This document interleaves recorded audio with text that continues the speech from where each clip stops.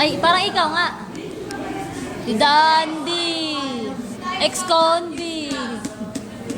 We have two types of abuse drugs, illegal drugs and legal drugs. Zoom mo, zoom mo.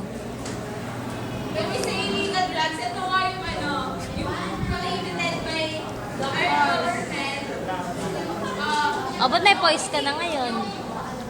Types ng drugs na hindi inaalaw na gamitin ng mga tao, para sa mga tao, pero meron pa rin gumagamit. Legal drugs, ito yung mga types ng drugs na kinukuhaan,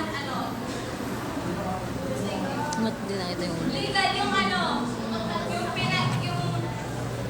pinapayagan ng gobyerno na parang ibenta sa public. Types of illegal drugs, meron tayong cocaine.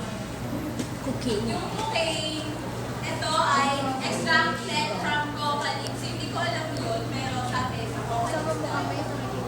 Ginagamit as anesthetic, parang yung anesthesia. Parang siguro, pag gumamit ka nito, magiging manhid ka. Gumamanhid yung katawan mo. Nagagamit daw to through pwedeng simple Ano kaya na lang? narcotics. Ito yung types, ito yung parang malala sa lahat ng illegal drugs na ito talaga yung nakaka-addict. Yung narcotics. Hindi ba kasi nakakakita ng heroin? Yan, yung heroin daw, yun daw yung pinaka-dangerous na, at saka nakaka-addict na droga. Tapos,